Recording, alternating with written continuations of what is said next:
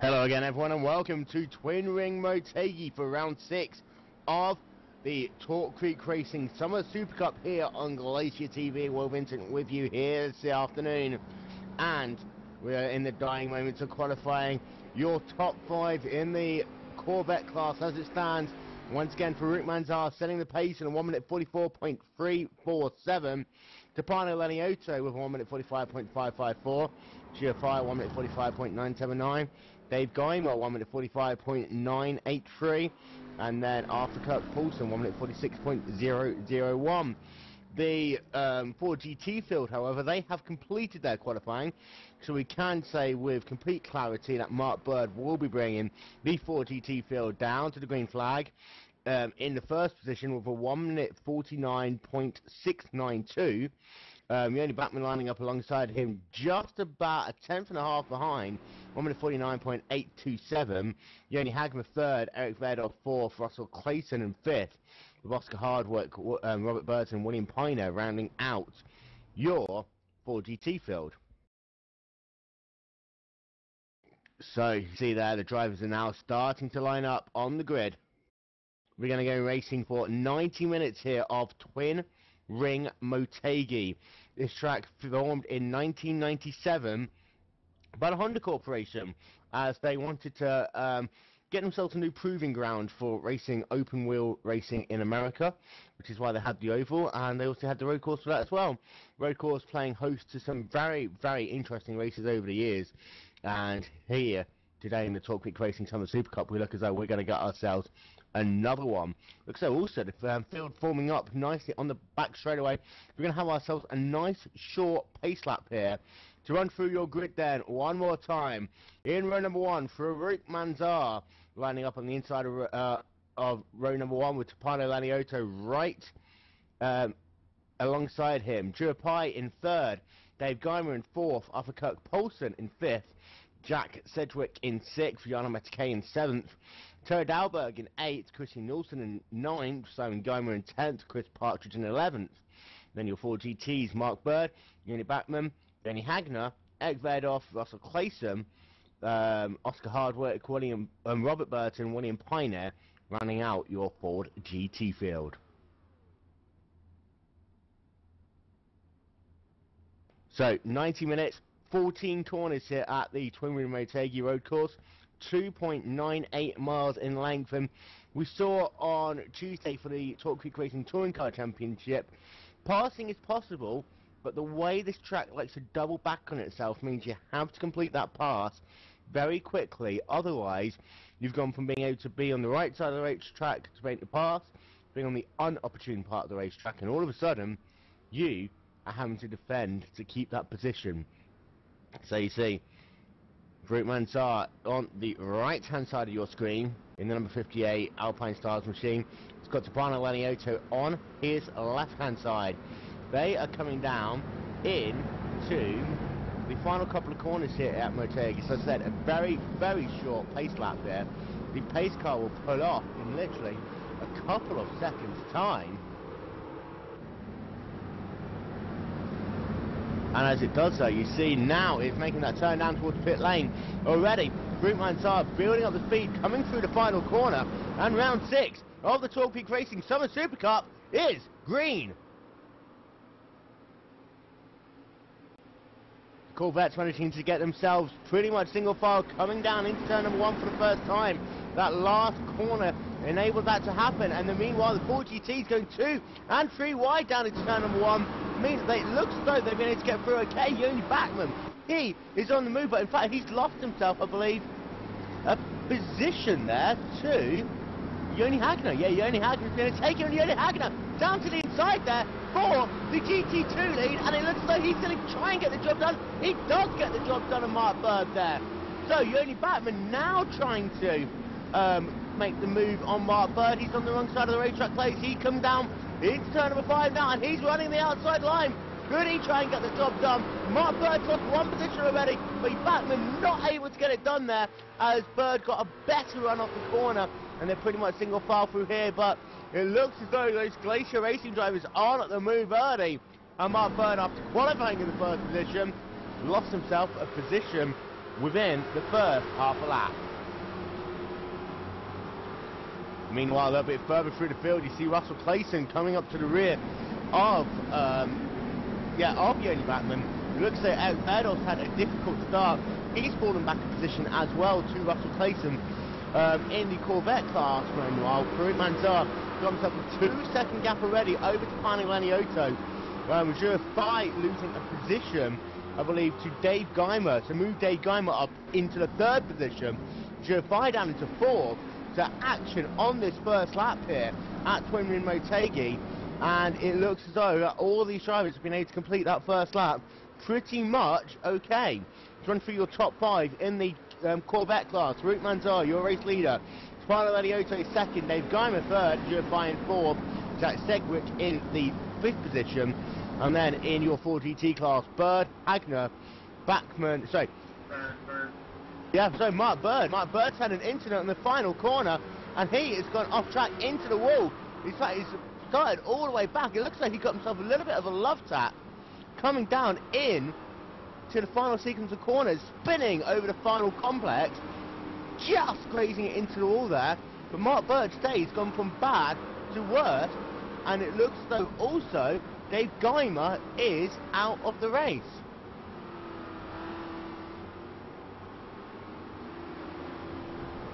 So we'll get ourselves a replay of the incident with Mark Bird. He is back circulating on the racetrack by the look of it. However, it was one of those moments where that final sequence of corner at Motegi is very difficult. He just got himself overtaken by Yoni Batman, so he lost 2nd position, moved himself down into 3rd, and then coming into the final complex of corners, Russell Clayton just outbraked himself a little bit because it's so single file there. Mark Bird had absolutely nowhere to go, that neither of the cars had anywhere to go. Mark Bird getting turned around, spinning over those final couple of corners, and he has really dropped back in this field now, and he's down running in the last position in that TFR Blue Machine.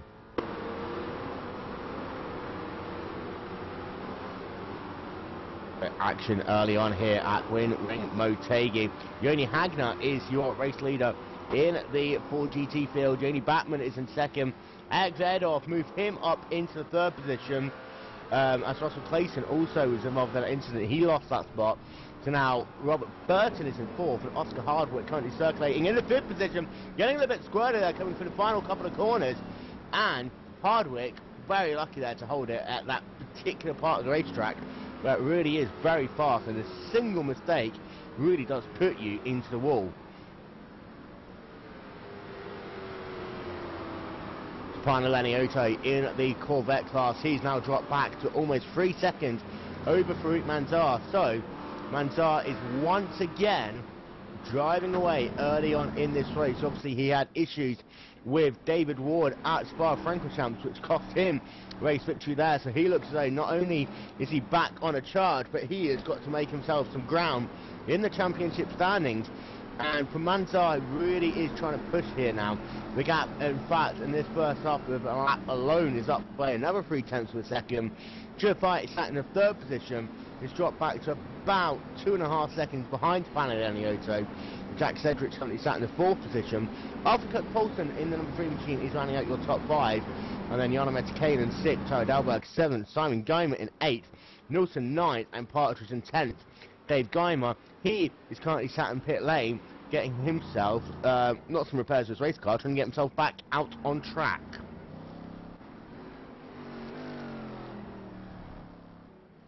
So just having a quick look at the number 58 machine of Farouk Manzar as he comes across the line to put a 3rd lap in the books here at Motegi. His last lap was a 1 minute 45.908. which if you compare that to his previous lap times, he's pretty much been in the 1 minute 45. He has been in the 1 minute 45. These 3 laps that he's done in this race. Pantaleniotto's fastest lap was this last time by, but that was still only a 1 minute 46.368. So that last lap he did lose 0.4 of a second there to Farouk Manzar.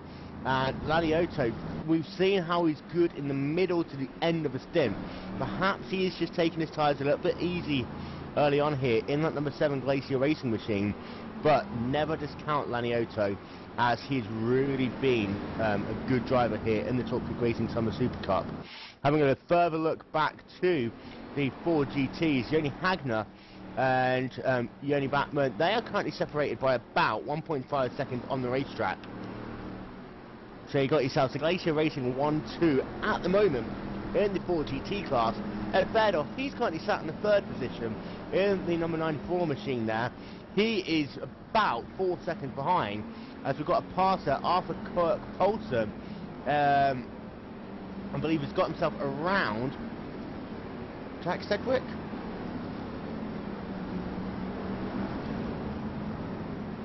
Oh, okay, yeah, and sorry, we have, I take that back, it was Jurafai who left the racetrack, and he has fallen back by about 3 seconds now behind that battle between Arthur Kirk-Poulsen and Jack Sedgwick. So Kirk-Poulsen was sat in the 5th position, move him up into 4th. Jack Sedgwick having a great drive in that number 96 machine. He is now up into the 3rd position. So Jurafai having difficulties early on here, but it looks as though that number 19 machine is able to try and close that gap back down as they put another lap in that books. Indeed, he managed to really reel those 2 in just on that last sector of the racetrack.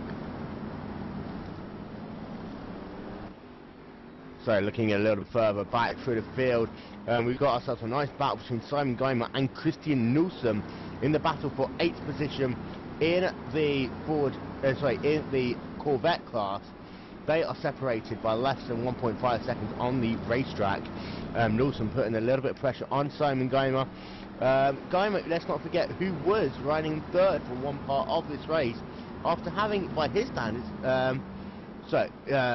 I'll take that back, that was Dave Geimer we were talking about. Simon Geimer, he started this race in the 10th position, currently riding in 8th, so he's made himself a couple of positions. Obviously one of those is his brother, who had some connection issues early on in this race, which gave him 1, but he's been able to get himself around Christian Nilsson, and last time by, he did a 1 minute 49.457, which in comparison, it looks as though Nilsson is closing that gap by about 7/10 of a second a lap. So expect those 2 drivers to really be battling on the racetrack. Give it another 5 minutes or so. A little bit further forward, Terry Dalberg, Jana Motegi and Andrew Fai, they are separated by less than 3 seconds on the racetrack, as Motegi is really getting close to the rear of Jurafai now, and as Fai catches that battle between Kirk-Poulsen and Sedgwick, that means that we are going to have ourselves a great battle for everywhere, all the way from 3rd through to 9th position. To update you, Oscar Hardwick is also out of the race now. Having a look to see what happened to Hardwick, it looks as though he was involved in an issue with another driver down in the final sector of the lap. So yeah, in the final sector of the lap, coming into turn number 10, just after that long straightaway there. Big braking zone, and yeah, it looks as though Hardwick just tried to make the move down on the inside, spun it around, and then there was the car on the outside, which was Robert Burton in the 05 machine. Hardwick had been getting a bit frustrated on that previous lap, as he was clearly faster than Burton, but couldn't find a way around, and it looks as though Hardwick just pushed a little bit too hard, too quickly, and his day, unfortunately, is done. So back out front in the Corvette class, Farouk Manzar is your race leader, Tapane Leniotto in 2nd. Sedgwick is in the 3rd position, with Arthur Kirk-Poulsen in 4th and Jurafai in 5th. And then in your 4GT field, Joni Hagner, Joni Batman is in 1st and 2nd, Eric Verdoff in 3rd, Russell Clayton in 4th. Roderick Cronin is now moved up into the 5th position in class. And those drivers, as I was talking about just a minute ago, Arthur Kirk-Poulsen sat in the 4th position. In fact, no, Jack Sedgwick in 3rd, all the way back to Christian Nilsson in 9th. are separated by less than 10 seconds now on the racetrack. So pretty much there are positions up for grabs all the way from 3rd through 9th in the field. And this is that particular part of the race where drivers just cannot afford to make a mistake. Because, you know, if you're running by yourself and you get yourself a silly little half spin, you can just, you know, calm it down, maybe lose a second, second and a half, carry on going. If you're in a position where you've got these many cars in close proximity, not only are mistakes going to hurt you and cost you positions, it really could spiral out of control with drivers behind getting caught up in any mess drivers make. So not only is it going to have to be driving with people's heads on here, it's going to be driving with a little bit of controlled aggression as well. I see Pies actually dropped off a little bit there in that last couple of laps from Kurt Poulsen, and Motegi dropped off a little bit further. So it looks like Jack Sedgwick is doing a great job in that 3rd position at the moment in that Samsung number 96 machine, and Kurt Poulsen behind him in number 3. His last lap 1 minute 48.1 in comparison to Sedgwick's 1 minute 47.2. So Sedgwick really is starting to pull away now in that 3rd position in that number 96 machine. Meanwhile, GFI's last lap was 0.2 of a second faster, but on this long, tricky racetrack, 0.2 of a second, you know, he's going to have to run a little bit more to get close to him, and then a little bit more in the flag after that when he needs to try and make the pass, because passing can be difficult here. And let's not forget, Fight has got himself Motegi only about a second and a half behind. Motegi does look as though he's not so good on the final sector of the lap, but on those first 2 sectors he is really, really good in that number 34 Glacier racing car.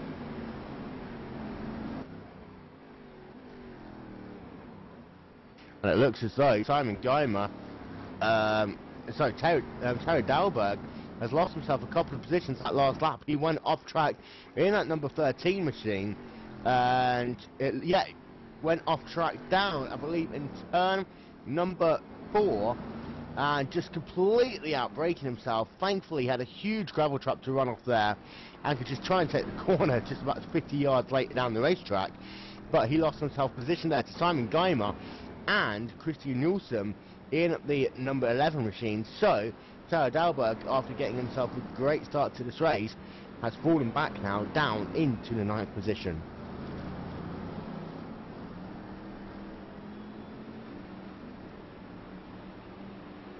So we are about 15 minutes in, give or take a minute or so, of round 6 of the Talk Freak Racing Summer Super Cup here on Glacier TV. Will Vincent in the booth, followed by his Todd today, as Oscar was in this race. He is, however, retired, and Rob Sutherland, we're just going to pretend he's chasing off girls once again. The Talk Freak Racing Summer Super Cup round number 6, so we're approaching that halfway point of the season now. And for these drivers, they know that they have to take on 8 weeks out of the 12. So it is that case of, if they got themselves a good couple of races already, it's build that momentum for the middle portion of this series. However, if they've not got themselves some good races in the bag, this is that time when they really have to start pushing. For Farouk Manzar, however, being the dominant force literally this season, he really just has to carry on notching out those top 3 finishes. He's doing a great job at the moment, currently 8 seconds out front in the lead, bouncing back from his incident last week at Spa-Francorchamps. This is really going to be where that championship picture starts to form itself together. Tuane Lanioto, as I said, he's currently sat in the 2nd position.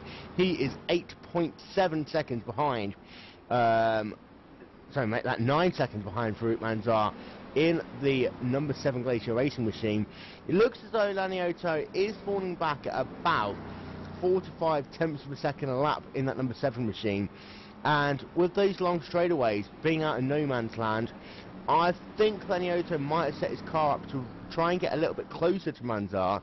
But the way it is at the moment, it does look as though he really is losing a little bit of speed throughout this racetrack, and it'll be interesting to see if Lanioto's trying to do one of those longer fuel runs that we've seen him do before here in the Summer Super Cup Series, to see whether or not he can just try and stretch that fuel, stretch those tyres out, and then try and close that gap later on.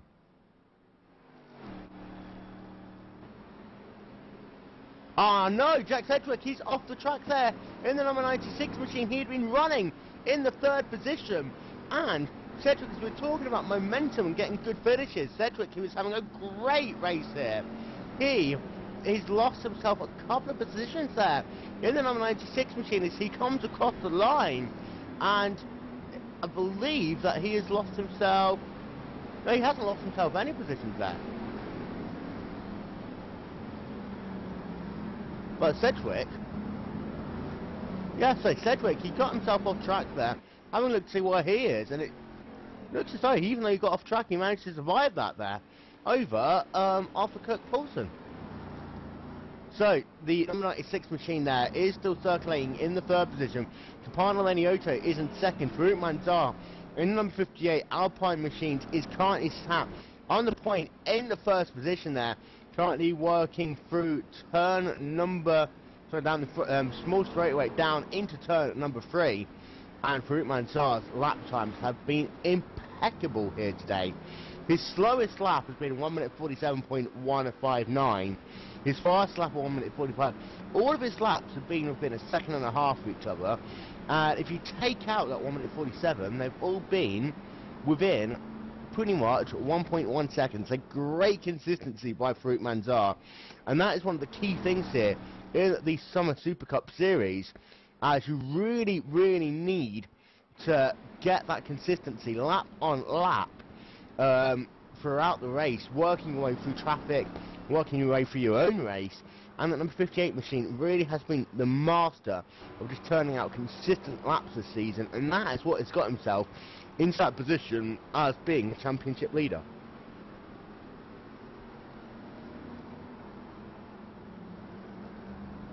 So Farouk Manzar is coming down the back straightaway. We call this one the back straightaway because it is the longest straightaway on the racetrack, and it's also where they have the starting grid for a couple of the other series now, down into the final complex of corners. Once again, that fast right hander, then get yourself sorted out, bring it to the right hand side, flick it to the left, and then slow the car down as you flick it left and then right once again down the front straightaway. And that is the 10th lap in the book for Farouk Manzar, and he is charging that last lap, 1 minute 46.615. So in fact, he's got himself a little bit faster these last couple of laps.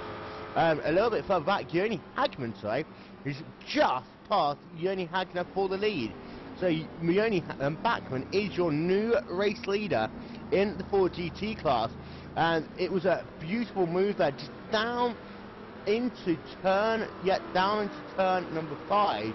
In fact, he was on the wrong line, the outside line, so Hagner just decided to yield and drop him behind him. But your Glacier Racing drivers in the number 46, number 14, switch them around. Bachmann is your new race leader.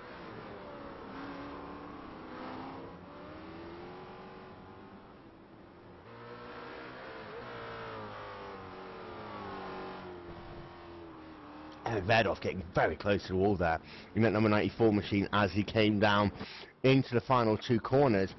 And it's one of those things that final sequence of corners, you really need to take as much risk as possible. But risk obviously comes with a reward, and it also comes with catastrophe if you get it just slightly wrong. Verdorf getting very wide there in turn number 1 in the number 94 machine. In fact, we're just going to ride on board just for a moment with Eric Verdorf, currently sat in that 3rd position, because he is having a determined drive in that Ford GT, and it also shows just how difficult it is to control this car over this difficult Japanese racetrack.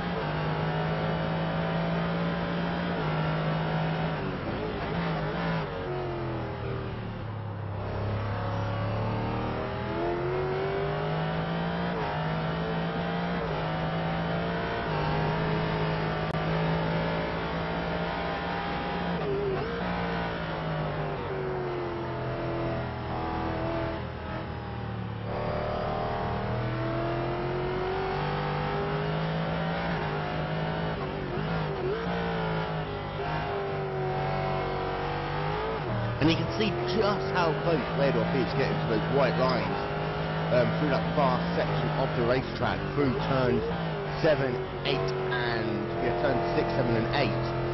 And really is pushing that car hard there in the number 94 machine, but losing himself pretty much about a second or so in these last couple of laps. But yeah, Bedorf really is trying hard, but he is still losing ground to those Glacier Racing drivers out front. And it does look as though he, at the moment though, he's kind of in that no man's land. He's got Russell Clayton about 10 seconds behind him in the 4th position.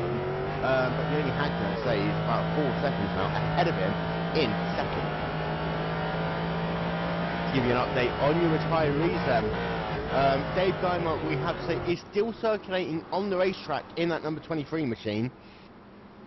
He had some issues earlier on, had to come down pit lane and get himself resetted connection-wise. And William Piner in the number 88 is out of the race, currently scored 3 laps down. And Oscar Hardwick was our first major retirement of the day. To give you an update on on Robert Burton in that 05 machine. He was the other driver involved in that collision with Oscar Hardwick down in turn number 11. It does look as though Burton is struggling with that 4GT at the moment. Having a look around to see if he's got any damage to his race car. He has got himself the slightest amount to his right hand side, but obviously while it might look small, that really could be affecting the handling of his car. And we know how determined Burton has been to try and get himself further and further up through the series, especially once it comes to those midfield battles. That's going to be disappointing for Burton, because I know he came into this race with good opportunities here at Motegi, and it looks like at the moment he was just literally struggling to try and bring that car home. Terry Dalberg has closed himself up to the rear of Christian Nielsen. The gap between them now about 1.5 seconds on the racetrack. Terry Dalberg in that number 13 machine. We saw him go off earlier on and lose those positions to Nielsen and Simon Geimer.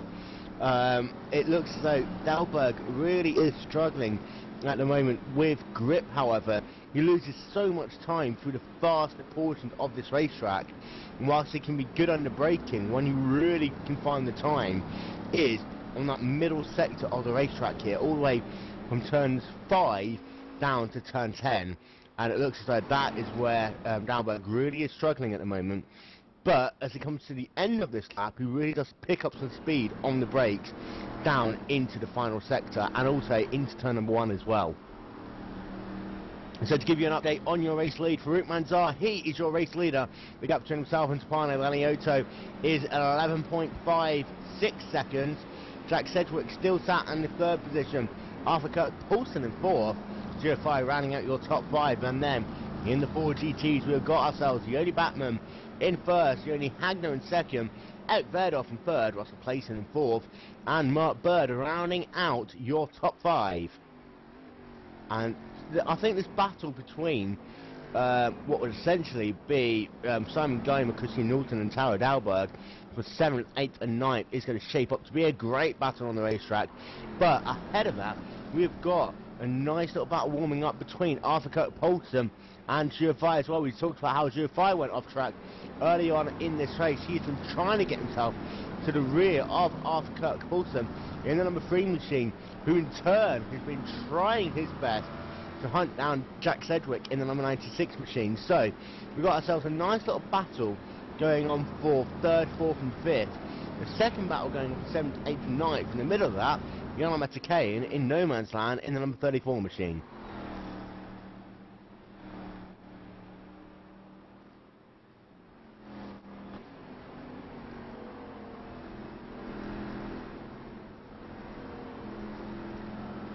Having a look through the 4 GT field, Yoni Hagner has dropped way off the back of Yoni Batman that last lap. He did a 1 minute 52 in comparison to Yoni Batman's 1 minute 51. So it looks like Hagner is losing ground now, lap on lap, to Yoni Batman in the 4 GT battle for the race lead. Bachmann, he is a master of these cars. He absolutely loves the 4 GT, has driven it for many, many seasons now. In fact, he says he prefers it to the Corvettes wherever possible. And he is really showing just how good he is in this car.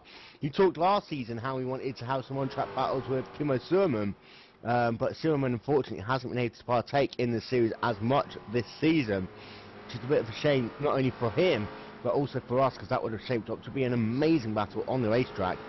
But Bachmann and Hagner, however, still putting on a good show for the Glacier guys. Currently sat in first and second position in the GT class. And let's not forget, Pano Lanioto is currently sat second in the Corvette class, with Yana Motegi in sixth.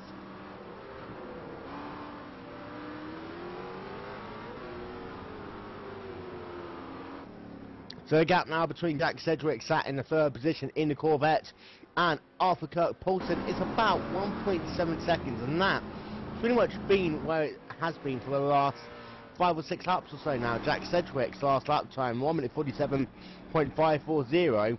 Arthur Kirk-Poulsen, 1 minute 47.850. As Kirk-Poulsen's going to get held up quite a bit there by the GT of Robert Burton, just caught him completely the wrong part of the racetrack, and now you see Kirk-Poulsen going around the outside of him, and that has held up Kirk-Poulsen by about a second and a half there, I think. Nothing that either of those riders could do. It's that whole luck of the draw part, and once it starts getting to those fast sweeping sections of the racetrack here at Motegi, pretty much it's always going to be single file, even if you are dramatically faster than the car ahead, as is the speed differential between the Corvette and the GTs. Just a bit of a comparison, Kirk-Poulsen's qualifying time, 1 minute 46 flat, pretty much. Robert Burton was a 1 minute 53.1, so an 8-second gap between those drivers, and it just shows the speed differential between the GTs and the Corvettes at points.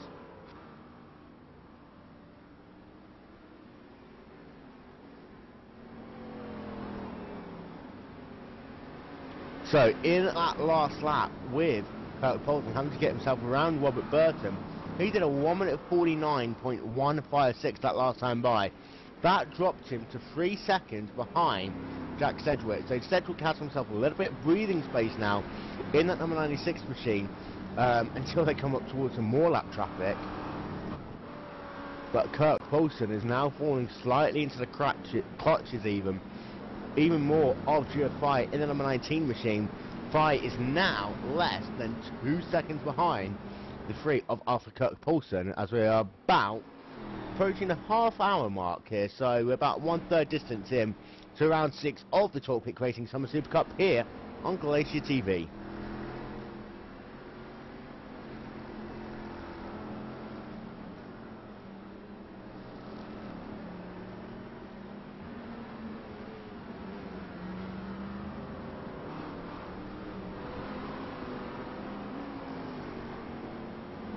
Tell you what, Yoni Hagner been able to get himself a little bit closer to Yoni Bachmann. That gap is now down to 1.2 seconds between Bachmann and Hagner once again.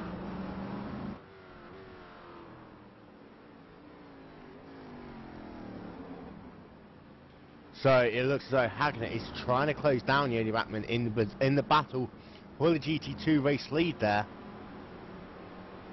As it does look as though Bachmann is a lot faster, however, on that first sector of the racetrack. Having a look to see how they're doing through the second sector, Hagner is a little bit faster through this middle section of the track here, as he does gain himself just a couple of tenths here and there. Hagner having to be very hard on the brakes so far, the second part of the S's. They come out of there. He is decidedly about 2 tenths of a second closer, but then he normally loses it again in that third sector of the racetrack. So this is where Bachmann can really start putting a head of steam down once again in the number 46 machine.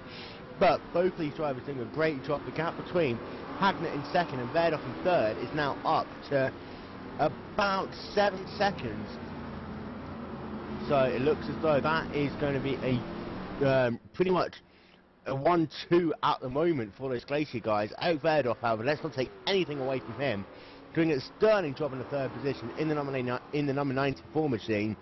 His last lap was pretty consistent for him, actually, 1 minute 52.119, and his lap times have been consistent all race long, and they've all been pretty much again within that high kind of 1.5 to 2 second region, with the exception of 1 lap. So good driving there by Verdorf, but he's getting to that portion of the race now where the race leaders are going to start coming, all that traffic is going to start coming, and that is what throws the curveball in when you're in these GTs. You really got to navigate yourself around traffic, and meanwhile Terry Dalberg has managed to get himself around Christian Nielsen now in that battle for the 8th position.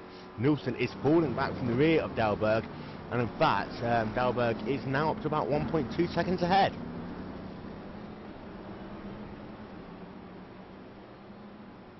And we haven't, sorry, we haven't talked about it yet, but the dirty air really does come into play a bit at Motegi. You see that drivers struggle once they get into that kind of 1 second bracket to get any closer to the car in front, and you really do need to have a concerted drive and have something left in the tank to be able to close up and make the pass. It does look as though, however, that for most part the drivers settle in around that kind of 1.2 second region, as not only is it going to be easier on their tyres themselves, but it just seems to be that's the point where the dirty air stops being too effective. Meanwhile, TFR has had an incident. He is down in pit lane, and he's making his first pit stop of the day in the number 19 machine. Coming back onto the racetrack there in the number 19, coming down into turn number 1. We'll check to see if that was a scheduled pit stop. If it was, very early for that number 19 machine, but he is now back on the racetrack, and he's going to have to make use of these tyres now early on, but he's got himself a clear track ahead of him, so this could work out to be a bit of an advantage for him, because there's no cars pretty much within about a 15-second gap between himself and Christian Nielsen, so it's possibly smart thinking there by the 19 machine.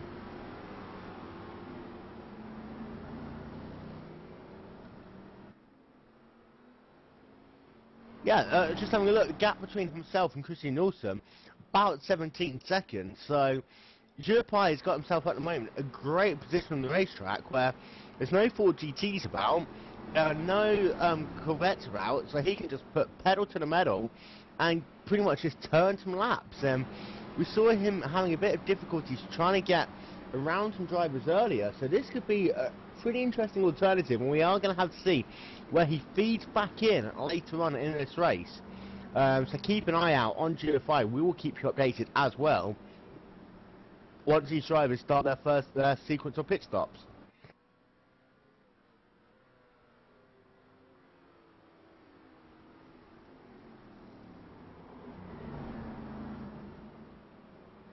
Out front in the Corvette class, Farouk Manzar is still your race leader. The gap between himself and Tupane Leniotto now up to 14.5 seconds.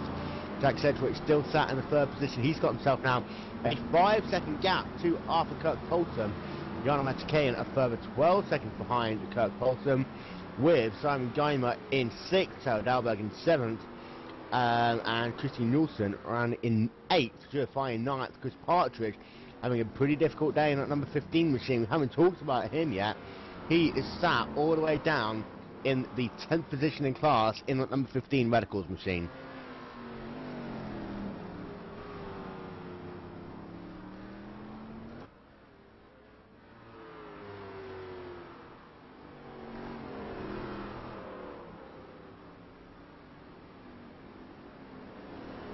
So just having a look through this field, looks like everyone's pretty much sorted themselves out for the time being.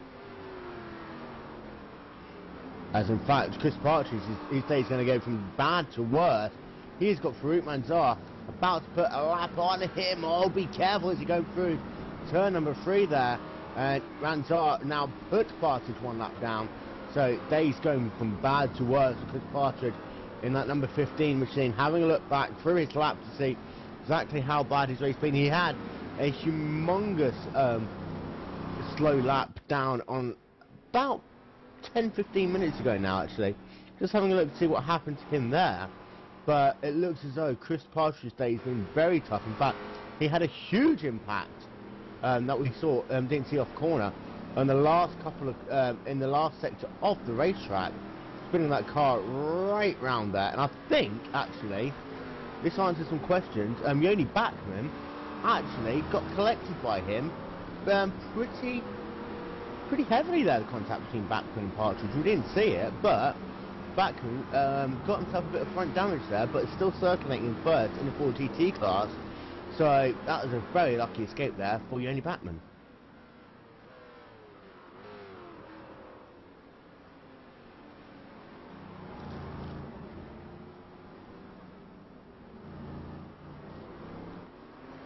Just give you an update on the Team Shark guys. Simon Geimer is currently sat in the 6th position in that number 75 Team Shark car. He's coming under pressure now from Terry Dalberg. Dalberg's last lap was about a tenth of a second faster, but he has been closing down Simon Geimer over these previous 3 or 4 laps after getting himself around Christian Nielsen. Dave Geimer in the other Shark machine, he is currently sat all the way down in the 11th position in class after having some issues early on in this race. He is still circulating, however, and is scored 1 lap down.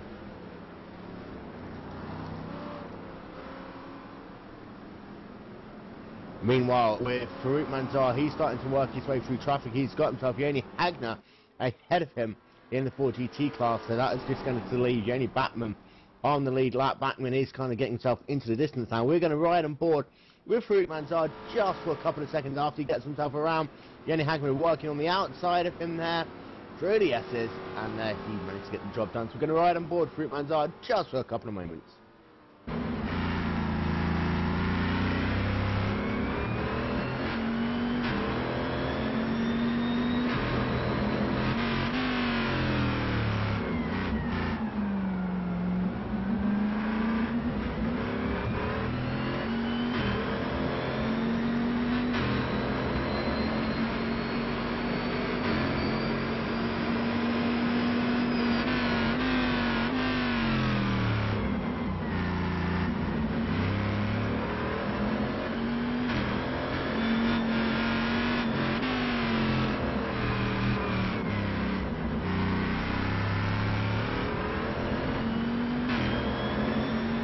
So as Farouk Manzar comes down the start-finish line, we are approaching 40 minutes of this race here. We've actually worked ourselves about 37 and a half here at Motegi.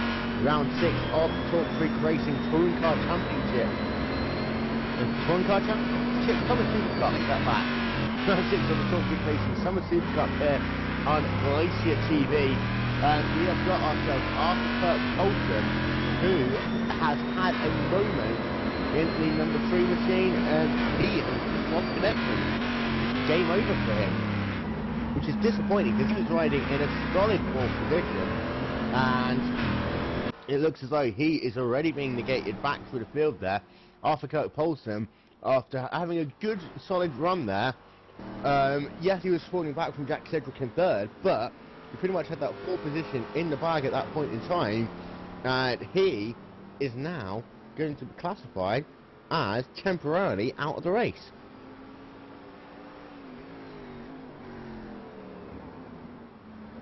So that moves Jana McCain up into the 4th position. Simon Geimer, he moves himself up into the top 5. Tara Dalberg is sat in 6th. With Christine Nielsen in 7th. Gio Pai just moving up into the 8th position now.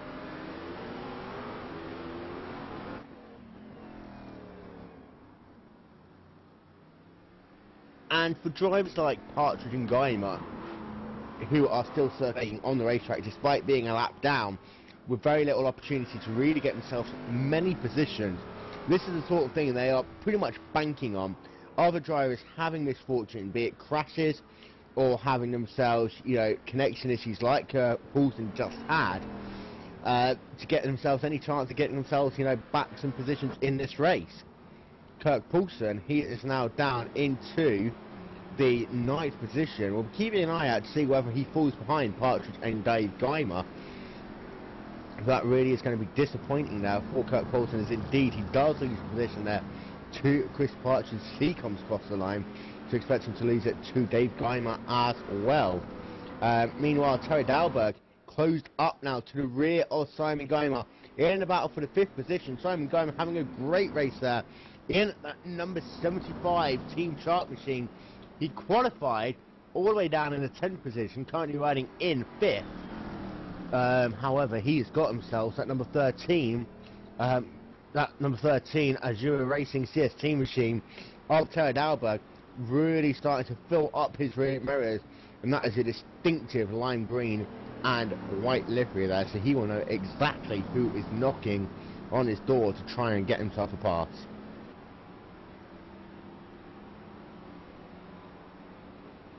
Having a look back to the 4GTs momentarily, Yoni Batman is still your race leader. He has really pulled out himself a nice gap now between himself and Yoni Hagner. That last time by, in fact, that last time by, Yoni Hagman, 1 minute 51.202. So he actually gained himself about 4 tenths of a second on Yoni Batman. So, but Batman has got himself about a 5-second gap out front. So it's like kind of to and fro attempt now going on between those two drivers. But Batman really having a solid drive out front there.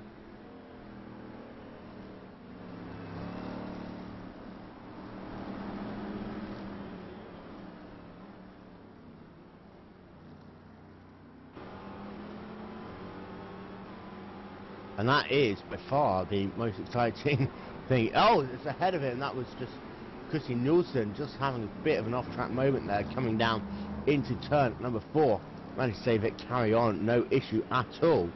But in the 4GT field especially, there is pretty much no battles going on really on the racetrack, as everyone's got themselves spread out. It really is just that Hagner closing down Bachmann in the battle for race lead that we really need to keep our eye on. And also in the Corvette class, let's not forget, we have got ourselves Terry Dalberg charging down Simon Goma in the battle for the 5th position. And sorry, Dalberg is down into pit lane to make his first pit stop at the day, just before the halfway mark here at Twin Wing Motegi, coming down onto pit lane. This pit lane actually very, very interesting. You see there that he's now sat down in pit lane, getting himself topped up on fuel and getting himself some race gas as well.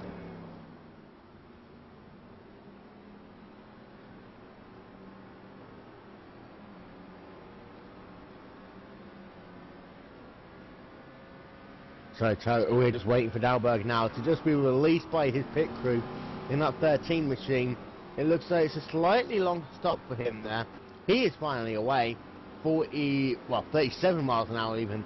The pit lane speed limit here, as he manages to merge himself back onto the racetrack,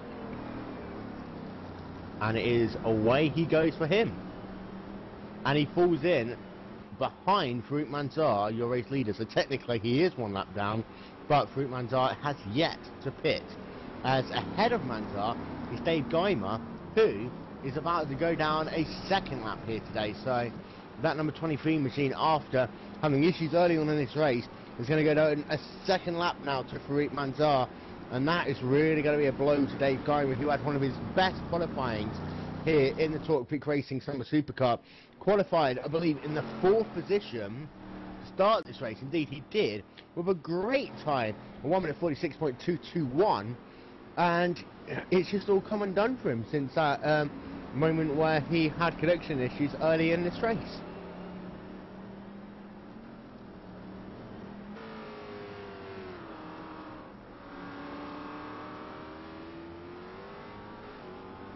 Tell you what, Jack Sedgwick has got himself Chris Partridge ahead of him. He's trying to put a lap on him. Sedgwick currently sat in the 3rd position. Sedgwick having a beautiful drive in that number 96 Samsung Vodafone machine. Just coming down to the inside of Chris Partridge. Job easily done there by Sedgwick. Gap between himself and Spiley Enoyoto, that has dropped down to about 7 seconds. So we talked about how Tapani Out might try and save some tyres and charge later on Farouk Manzar. That indeed hasn't been the case, as he is falling back now to 17 seconds behind Farouk Manzar, and Sedgwick is starting to ever so slowly reel him in. We say slowly, we are talking literally hundredths here, tenths there, but it is a great drive by that number 96 machine. And looking back into the 4th position, Jarno Metakainen is sat in that 4th position in the number 34 machine. He is circulating probably a little bit off sequence here. You would expect possibly Tara Dalberg to get out back in front of him once the sequence of pit stops has completed. Simon Geimer is in 5th, and then Christian Nielsen is in 6th, Drew Fine in 7th, Tara Dalberg in 8th. As Chris Partridge comes down into pit lane in the number 15 machine, he has had himself a horrid day. in that 15 Radical machine, as he's coming down to get some service and possibly get some of that bodywork bent back into something that resembles the shape of the Corvette, as he is getting himself topped up on fuel now. Tyres are on, so he'll be back away in a minute.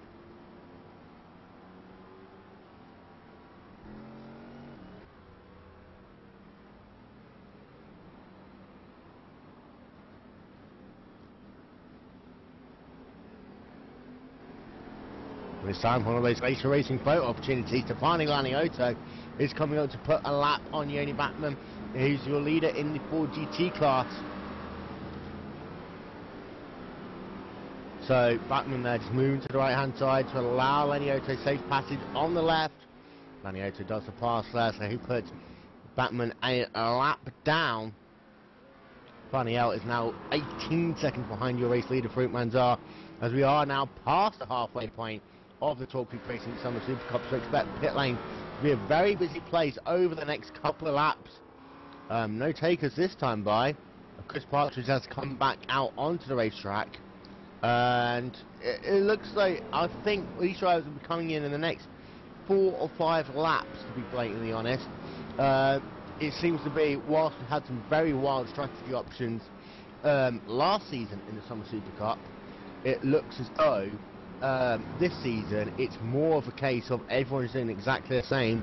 And let's not forget, the exception to that rule is a 19 machine of GFI. He's now caught up to the rear of Christian Nielsen, and last time by, Christian Nielsen 1 minute 49.969, GFI a 1 minute 48.2. So Pi is on the charge in that number 19 car, and if I was Nielsen, I'd probably just head down pit road anytime soon, because it looks like his tyres really are getting a bit shot now, and that number 19 machine is going to be all over the back of him come one of these long straightaways at any point now. In fact, he's closed himself down number 4 times per second in that final sector. So Pi really is on the charge here, and it's going to be that case now. He has to try and pass Nielsen soon, otherwise he's just going to start getting held up, as you see there, Nielsen going wide. And that is Pi just having to get himself a little bit out the throttle as well to avoid going wide with him. But I say Drew Pi needs to get himself around Nielsen at some point soon. You see Nielsen running wide again, otherwise he's going to get held up. In fact, this lap he's been held up probably by about half a second behind Nielsen. Not by Nielsen's bad driving or anything, just by the fact Pi is on fresher rubber, and that is what makes a difference early on in these runs. And we have Robert Burton down into pit lane. He is making his pit stop, and he is driving that 05 Ford GT Club England machine. He's down in pit lane getting himself some fresh tyres and getting himself probably some repairs as well, just to the front of that car.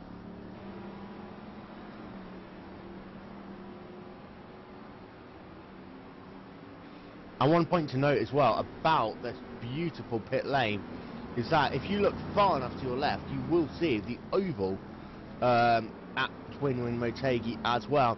Pretty much almost like a 4-lane highway. You've got yourself the oval pit lane, then the road course, and the road course pit lane, pretty much side by side. It's a beautiful site here at Motegi. It's one of the few tracks in the world where you've got an oval and a road course where you have yourselves 2 different layouts for the road course and the oval that don't rely on each other.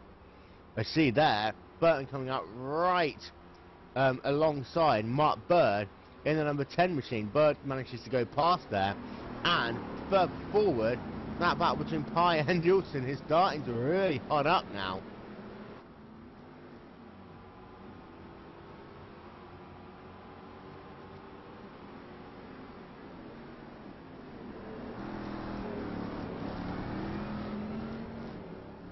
Keeping a constant look on pit lane, Simon Geimer has, I believe, made his pit stop in the number 75 machine. So he has got himself his pit stop out of the way. He is good to go to the end. A little bit further behind him, having a look to see if there's any further takers. For the moment, oh, sorry, that is Yoni Bachmann down into pit lane. Just as I was slicking through there, he is down to that 37 mile an hour on pit lane. bringing himself down towards his pit box.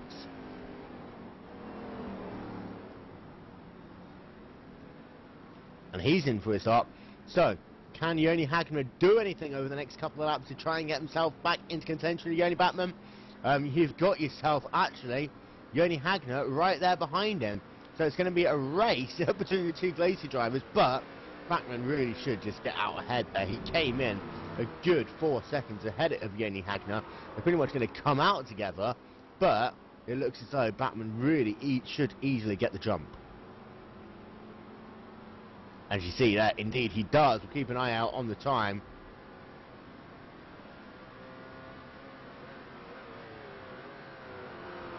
About 8.5, 9 seconds actually, the gap there between Bachmann and Hagner. Hagner now comes back onto the racetrack. We release the speed limiter now, no more 37 miles an hour he has to travel. And meanwhile, GFI has managed to pass Christian Norton, move him up into the 5th position. Let's not forget, he has made his pit stop already. So, Jarno Motegi should end up dropping down into the 5th position after he pits. Christian Nielsen is also coming down pit lane now after he lost that position. He decided to relinquish that, and meanwhile Farouk Manzar down into pit lane in the 58 machine, perfectly stopped on his marks here. That will mean that for the first time today we'll have a race leader who is not Farouk Manzar, as Stefano Leniotto takes the race lead here.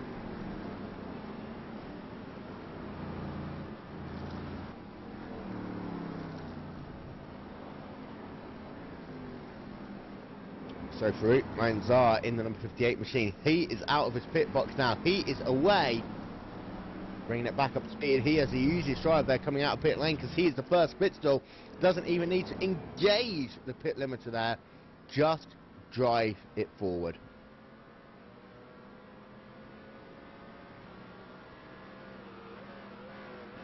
Oh, Christian Nielsen, he just had a big moment there. And big moment into turn number 3, getting all kinds of sideways, just managing to save it in that number 11 machine. But let's not forget, he's just made a pit stop, and the last thing he would have wanted to do was make himself a flat spot on his tyres. And pit lane is now becoming a very busy place, as we have Jack Sedgwick down in pit lane, we have Jarno Motegi down in pit lane, we also have Russell Clayson in pit lane, and Mark Bird is coming in as well. We'll keep an eye out. We haven't really had any drivers gain positions down in pit lane. We want to keep an eye out to see where Motegi fed in relation to GFI. Indeed, he has come out behind and side by side there. In fact, with Motegi and Pai very close, but Motegi just managed to edge him there, coming out of turn number 1. So it was so close there from that 19 machine, but perhaps being held up a little bit there in that battle with Nielsen earlier on, and also Tyler Dalberg cost 5 positions of battle for 4th position, and he now is going to have to get back to the rear of Motegi, but Motegi has got that fresh rubber, and he should be good to go now.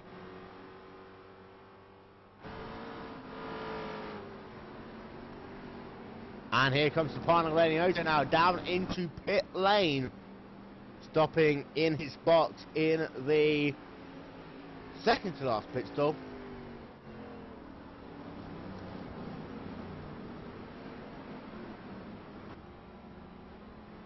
As also does Eric Vadoff.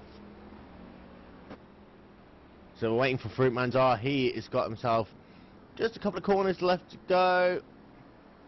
Right, I'll take that back. He is currently sat working through turn 2 there. So Farouk Manzar already back into the race lead. Stefano Leniotto just coming back onto the racetrack now. So it just shows not only how good Farouk Manzar is getting down into pit lane and out of pit lane, but just how much time he has managed to gain in this race so far. So it looks as though for the most part all of the Corvettes have now made themselves their pit stop.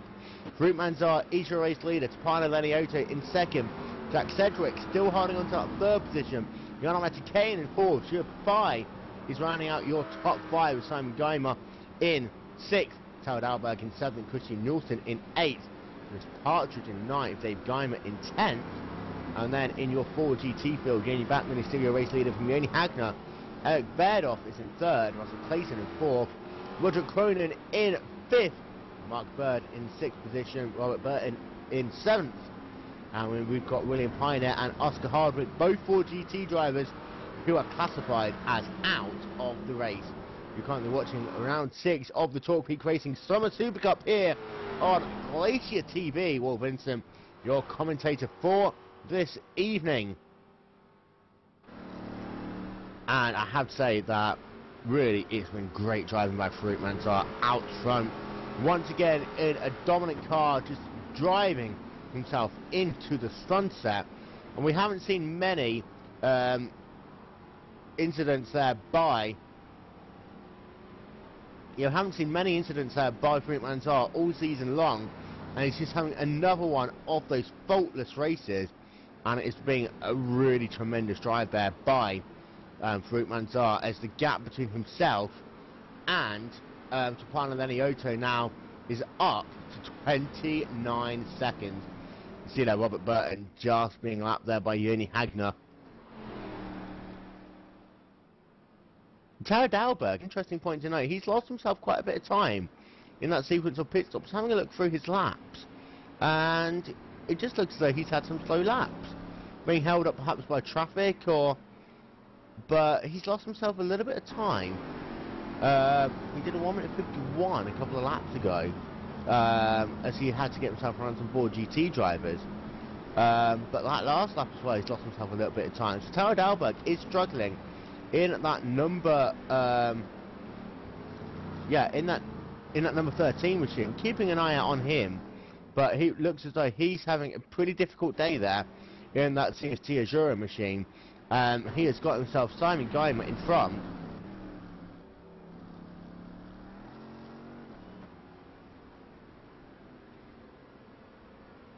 And the gap, in fact, between Simon Geimer and Tara Dalberg, way up now to about 12 seconds.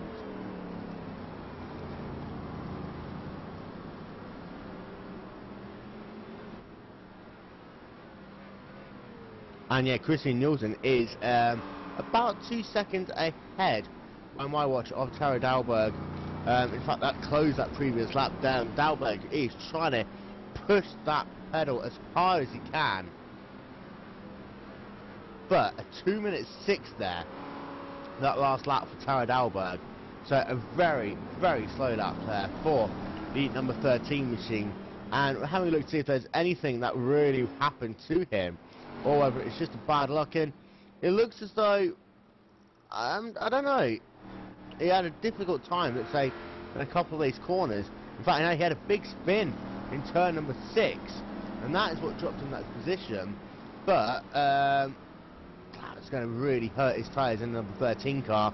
Behind Christian Nielsen at the moment in the battle for the 7th position. If you take out to account those last couple of laps, Christian Nielsen was doing 1 minute 48. Before his pit stop, 1 minute 48, 1 minute 49 at the end of his last run. Behind him, Tara Dalberg, 1 minute 48.476. So these two are pretty evenly matched at the moment. It's going to be a case of who can work their way best through the 4 GT traffic.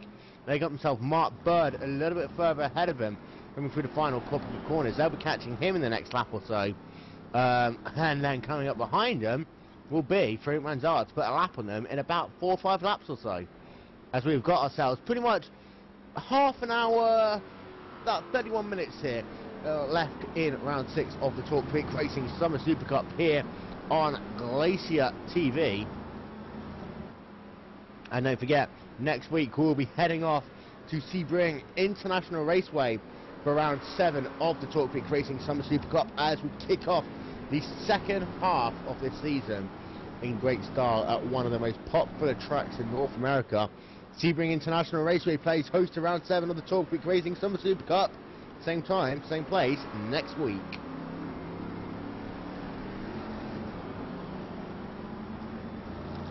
And we talk about drivers having a difficult day. Girafai has lost himself now 7 seconds to the rear of Jarno Matikainen.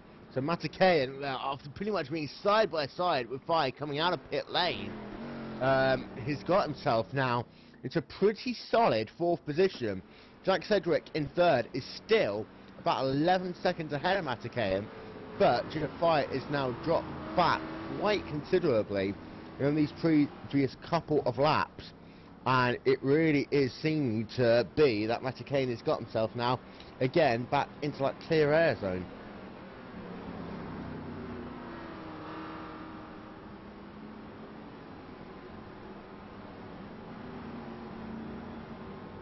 So as the spill gets themselves spread out, it does look as though car off track zone. Just as I was about to say, they've got themselves sorted out. That is Mark Bird, I believe, in the Talkfreak Racing number 10 machine. Currently 1 lap down, and it just looks as though he outbraked himself. I thought he might have got a little tap from someone, but just completely outbraked himself in the number 10 machine, coming down into turn number 10. And Mark Bird, it's one way of letting cars get past you, but Mark Bird struggling there, and he is currently riding in the 5th position, but has got himself, to be fair, Roderick Cronin is a full 20 seconds behind him in that battle for the 5th spot.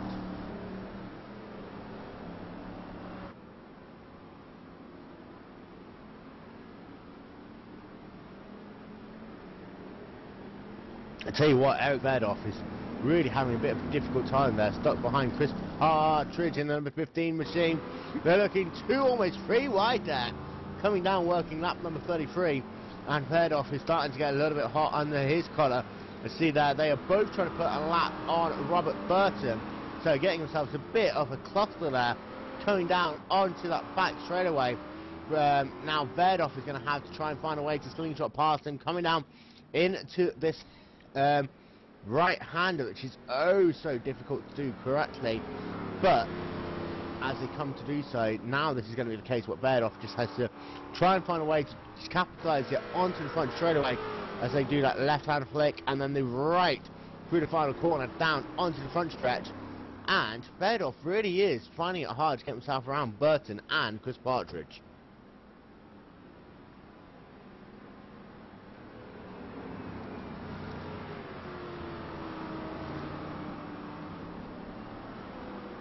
So Farouk Mandar has now put those drivers that we talked about just a minute ago down by 1 lap. That's Christian Nielsen and Tara Dalberg in the 11 and 13 machines respectively. They have now gone down 1 lap to Farouk Mandar, who is charging his way through the field now in that number 58 machine.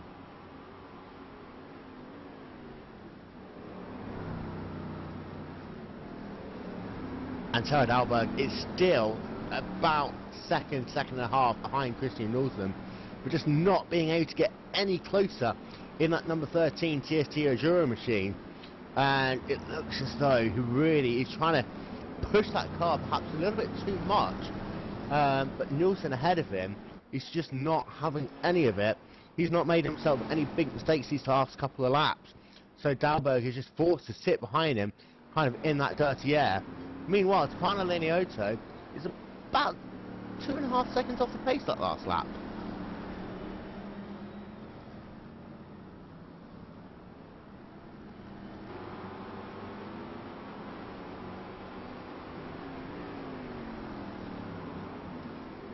We're just having a look back at see what happens to Pani. I just got held up a little bit there by a Ford GT. That is pretty much all it was. And it was that same point that a couple of the drivers have. That difficult section from turns 5 through 8, where it really is just single file, and you have to be so careful not to run into the back of the Ford GT driver. So that is what cost Leniotto, but unfortunately he is not fighting really for the race lead, as he is now about almost 32 seconds behind Farouk Mandar out front.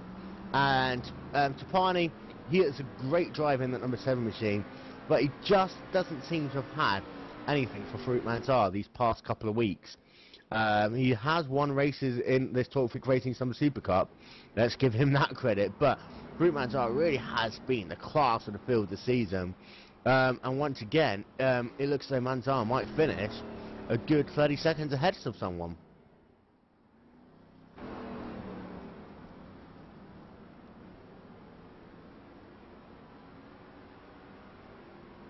So I'm going to quick look at Yoni Backman, your race leader, in the number 46 Glacier Race Machine, currently sat in first in the 4GT division. His last lap, a 1 minute 52.006. Yoni Backman is doing a sterling job out front. Let's not forget, he did have an issue early on in this race with Chris Partridge, when he got himself a little bit of damage when Partridge speared across the racetrack for the final couple of corners after having a huge moment, and Backman, just difficult for him to slow down and get past, just clipped Partridge a little bit there. Yoni Hagner, he is currently sat in the second position in the number 14 machine after leading the way for the start of this race. Hagner has pretty much fallen back by a considerable bit now from Yoni Backman. In fact, last time by, Backman's lap was a 1 minute 52.338. Yoni Hagner at a 1 minute 53.304. So he is really falling back from the rear of Yoni Backman in the 46 machine. Verdorf is sat in the third position in the number 94 machine. We've documented a large portion of his race, but he's doing a great job in the third position. Russell Clayton is currently sat in the fourth position in the number 22 machine, and then in fifth, the man who started from pole position, Mark Bird, has had himself a torrid race in the number 10 machine, moved himself all the way down into the fifth position for the moment. Still only had ourselves two retirements, that is William Pioneer and Oscar Hardwick. A couple of drivers multiple laps down, that is Dave Geimer and Arthur Kirk Holston, both with connection issues.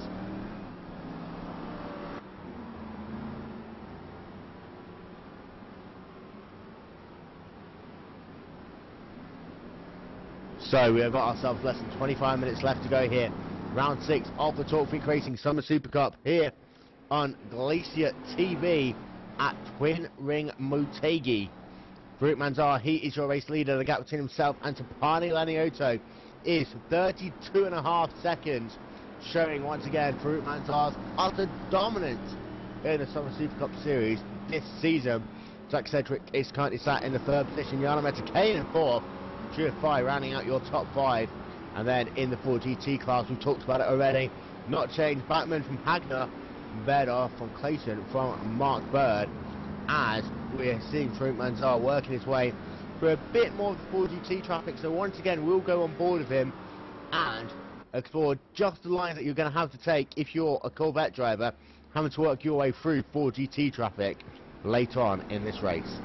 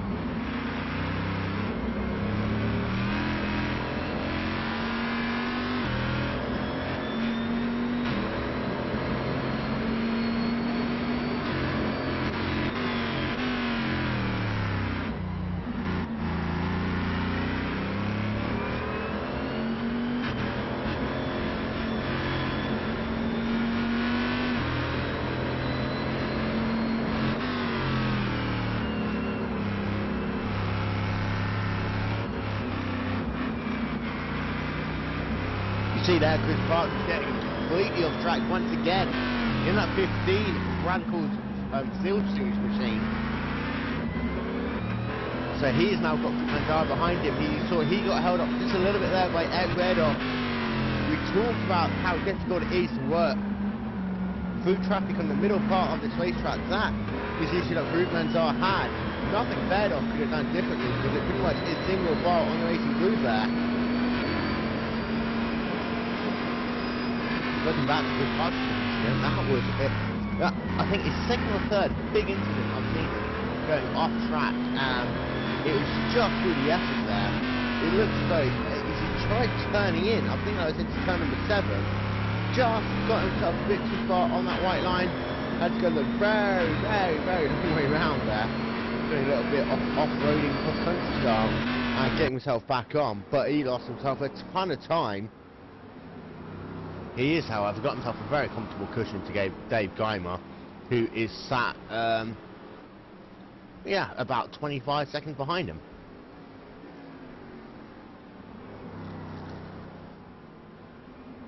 We're having a look at the battle now between Russell Clayton and Eric Vadoff, as Vadoff goes wide, too wide, and there goes Russell Clayton, move him up into the third position. Oh, they almost touched there, as Clayton and Vadoff almost coming together there down the second straightaway down into turn number 3, but move Clayton up into the third position, move Vadoff back into 4th, and Clayton doing a great job there beginning to get himself up into the third position, and with less than 20 minutes left to go, what a perfect time to do so as well.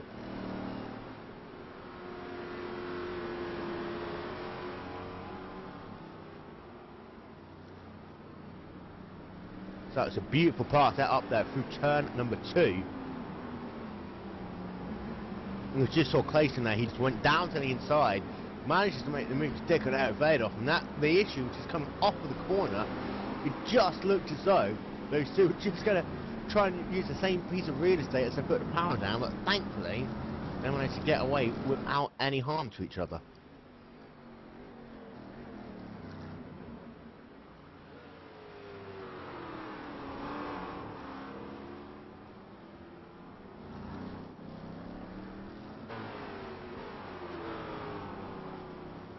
So for Rinkman, he comes back across the line. His last lap, 1 minute 46.516. Got to wait for quite a while now to see what 20 around the Oto is in position to Manzar on the racetrack. Jack Sedgwick, he is sat in the third position. We haven't talked about him much in that number 96 Samsung Vodafone machine, but he has had a fantastic drive, currently riding in the third position, and he's held off all forms of challenges, be it from Arthur Kirk, Polson earlier on, one from Dave Geimer. In fact, Matty Kane's even tried putting one on himself. Sedgwick has had absolutely nothing of it, and currently riding in the third position. A great drive by him. Matty Kane currently sat in the fourth position. He's now got himself a 6.5 second gap to GFI, currently sat in 5th, and Simon Geimer is currently running in no man's land, but he is scored in the 6th position after losing out a little bit there to GFI during that sequence of pit stops.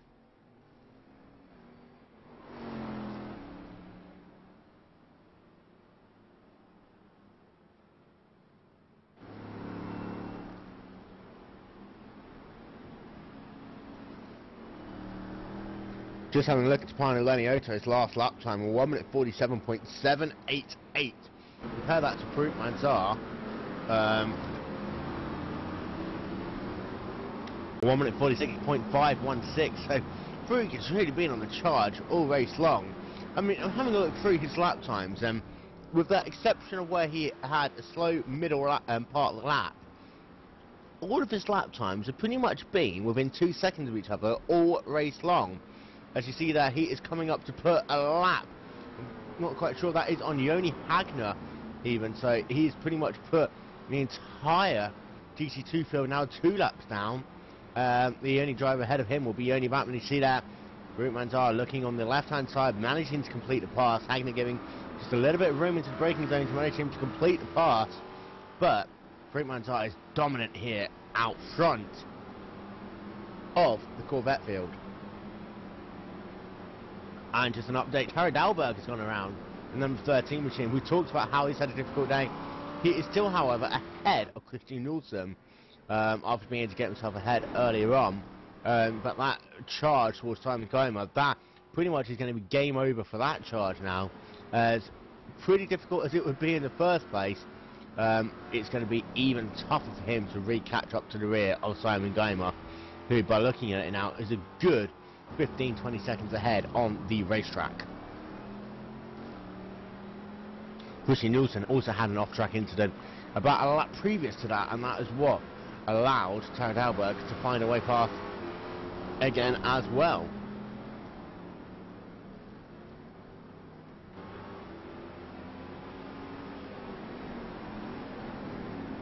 And I had to say that battle, we haven't really seen it develop or anything, but there's still a good battle going on. We'll just draw your attention to it momentarily.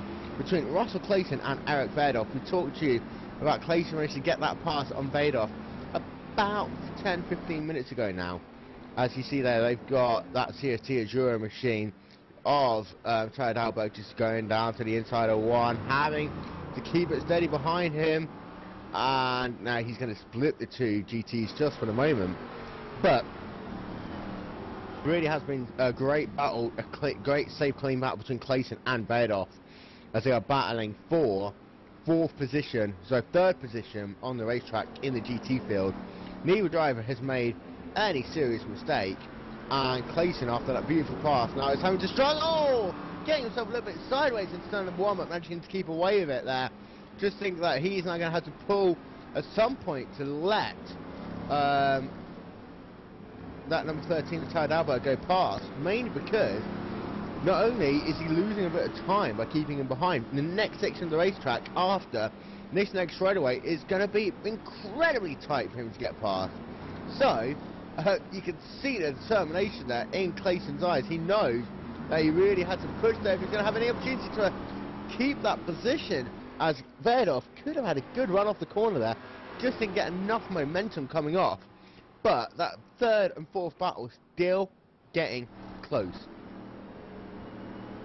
And don't forget, over the next week, as you see that Verdorf there down to the inside, and they touch! Clayton!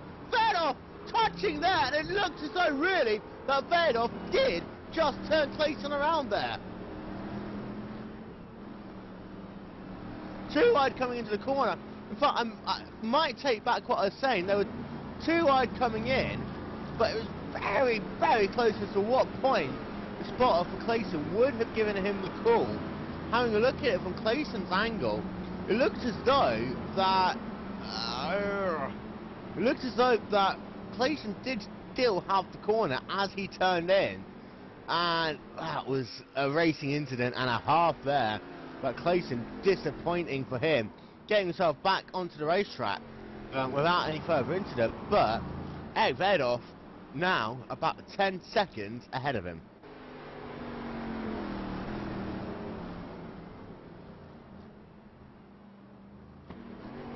So that is really, really going to be disappointing for Russell Clayton.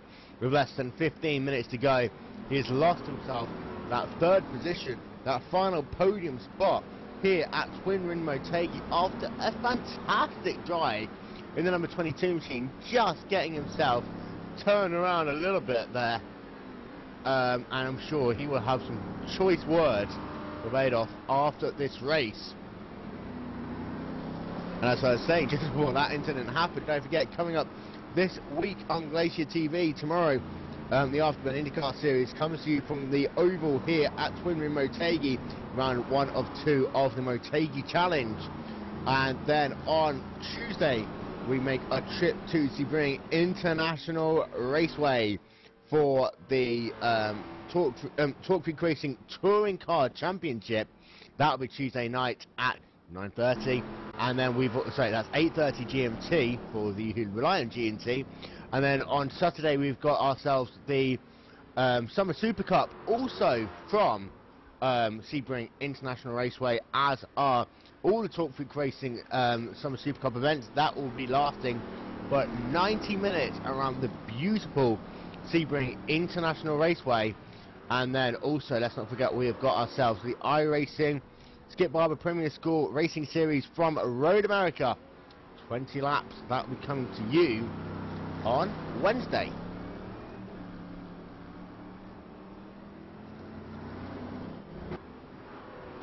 So Russell Clayton now, his car looks as though he's got some severe handling issues. His last lap was 2:02.523.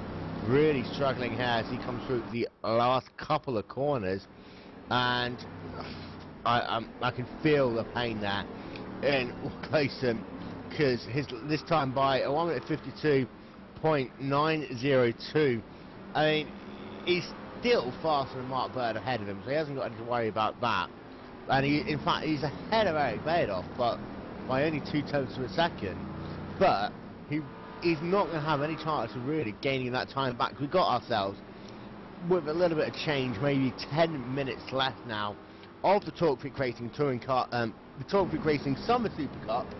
here at Twin Room Motegi, and Clayson is currently now sat in the 4th position. So to run through your race orders, first of all, in the Corvette class, Root Manzar is your race leader. Gap between himself and Tapani Leliotto is 37.068.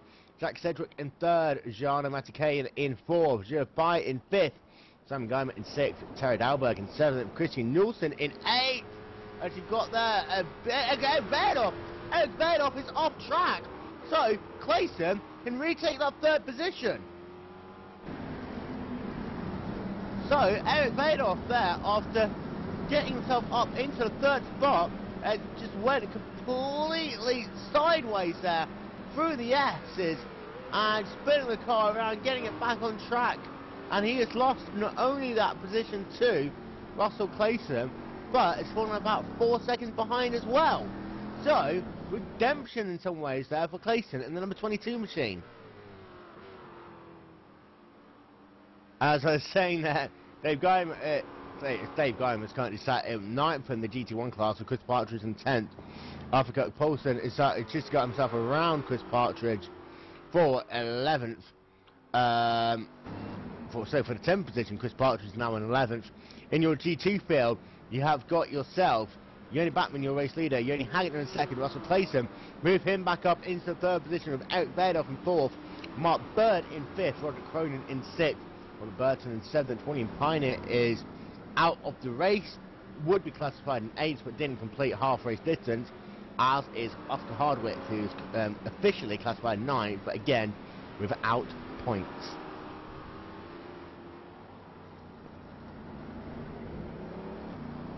So out front for Root Manzar, he is still your race leader. The gap is now 38.327 seconds between them on the racetrack. And Tapani Leliotto has done a great drive in 2nd. He's in fact about 17 seconds ahead of Jack Cedric in 3rd, with Yana Motegi in 4th, Jurfai in 5th, as I just mentioned. But for Root Manzar doing a sterling job out front, as we're just going to have a quick look on board of him as he comes down into turn number 1.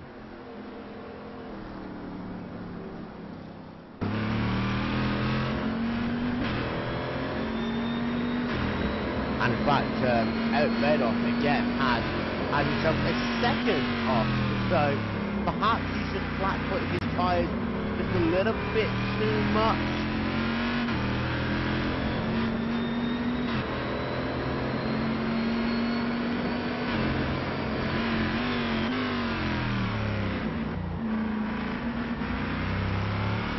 I think he has like put those tyres a little bit too much. The handling of the 94 machine really isn't working the way he would want it to be doing it now.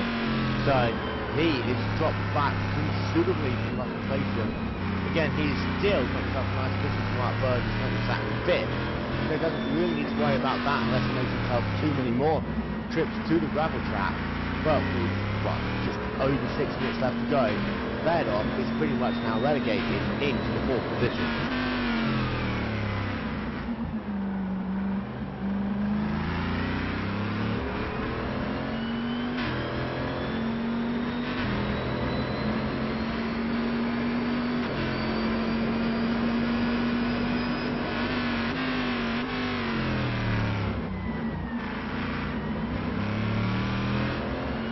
Between Yoni Backman and Yoni Hagner on the racetrack, Yoni Backman from the GT2 lead.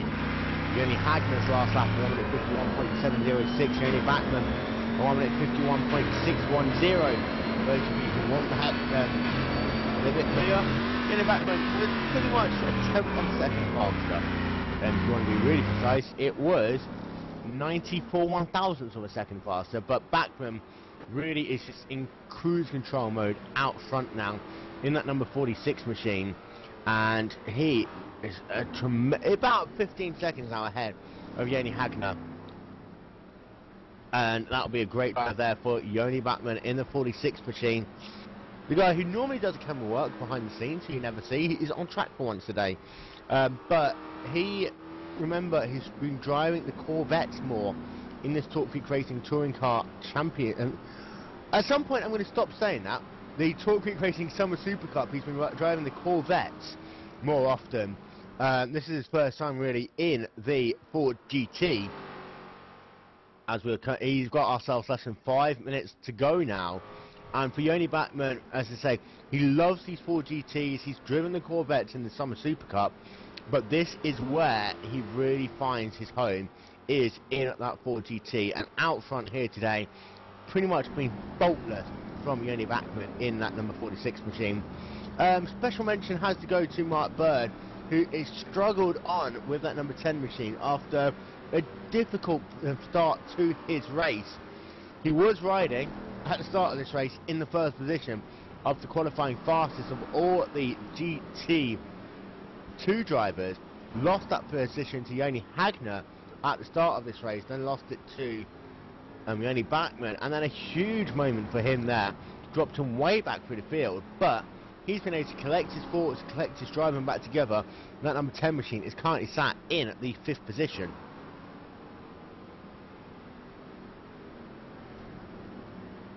So to run through your field one more time, Farouk Manzar, still your race leader in the GT1s. Spina Laniota in 2nd, Jack Sedgwick in 3rd, Yanamata Kane in 4th, Zhu Fai in 5th. Then in the GT2s, Yoni Bachmann is still your class leader with Yoni Hagner in 2nd, Russell Clayson in 3rd, Eric Verdoff in 4th, and Mark Bird rounding out your top 5. Give you an update on Eric Verdoff. He had a difficult couple of laps.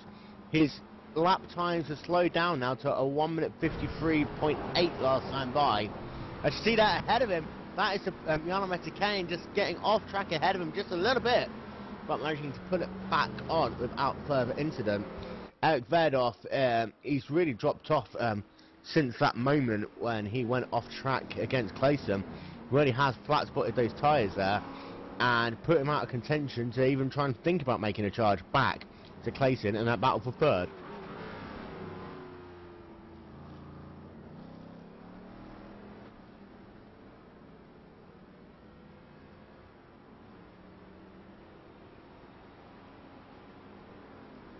Just having a look at Jack Sedgwick in the number 96 machine.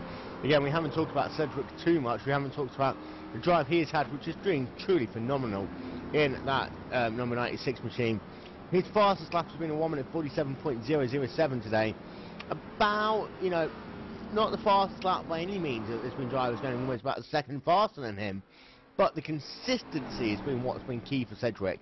And his lap times have been very consistent all race long in that 96 car. And that really is what's proved to have been his beneficiary. As while drivers behind him has made some incidents, he's been able to just keep that car pointing in the right direction on the grey stuff. And that is really a big contributing factor to his 3rd position. We have got ourselves just over a lap and a half left to go here at Twin Ring Motegi.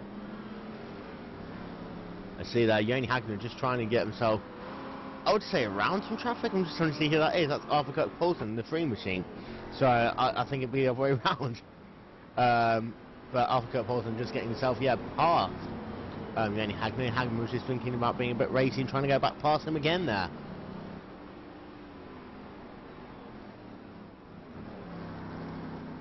So Farouk Manzar is your race leader. We've got ourselves about 2 laps left to go. I'll take that back, as they're working through turn number 2 at the moment. Spana Laniota is sat in the 2nd position. Sedgwick in 3rd. Motegi in 4th and Fai in 5th. Simon Geimer is in the 6th position. The Geimers have had a difficult day here today. However, Dave Geimer is going to be happy with the fact that he's got himself back up into the 9th position after losing a ton of places through to connection issues earlier in this race.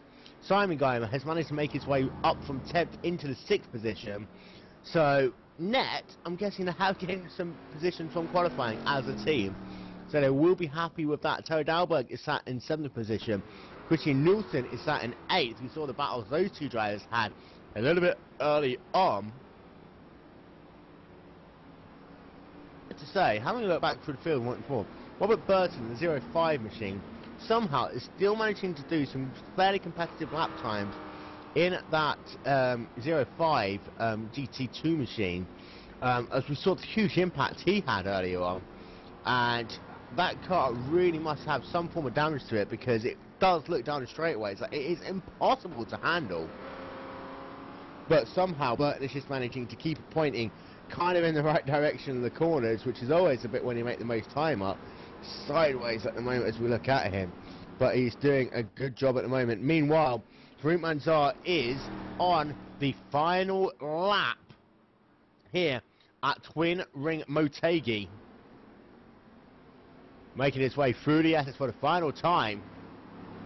And this is that difficult section of the racetrack, this big braking zone here, as it's left-hander. It tightens up on apex, and you've got yourself that difficult 180-degree right-hander. This is what formed the national course, the course which they use for things like Japanese Formula 3 and more club racing style things. This is why you see the grid on the back straightaways. They now come down. Farouk Manzar for the final time, for the final couple of corners, that right hand 90-degree flick. And then I always love this part of the racetrack. It is so difficult to master. Bring yourself as close to the wall under the bridge as possible, flick it left, then stop braking for that left-hander. Make your final flick to the right-hand side. As he comes out of the final corner, Farouk Manzar is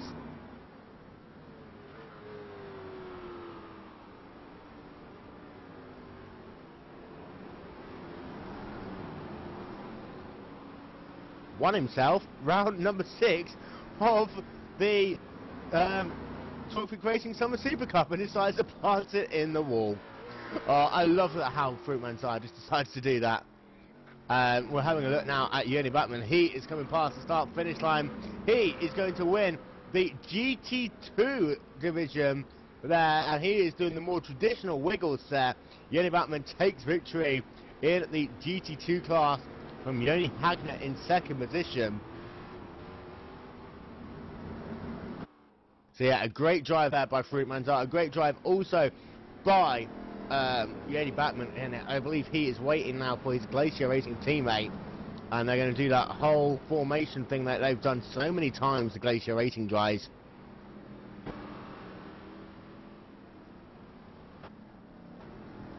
A bit of a bump and run here and there from these drivers, and there they are. Oh, look at that, as they come down on the slowdown of that. It looks like they're going 4 wide here, and drivers almost wanted to block the Glacier drive. I see their two Team Charter drivers, Simon Geimer and Dave Geimer. They're lining up with their teammate as well, Robert Burton, who's driving in the GTs. Looks like a demolition derby at the end of this race.